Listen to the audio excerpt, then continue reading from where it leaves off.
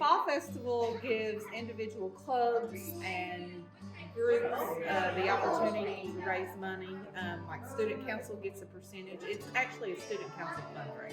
They get 15% of all the classes.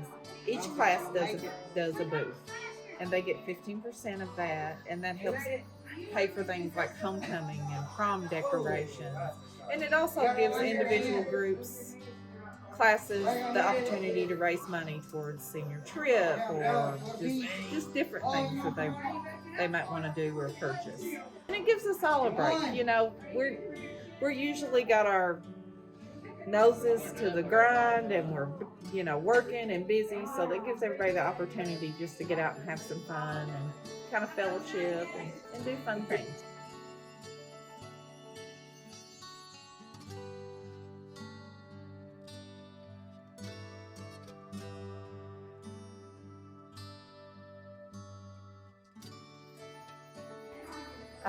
Fall Festival is a time for the children just to enjoy themselves.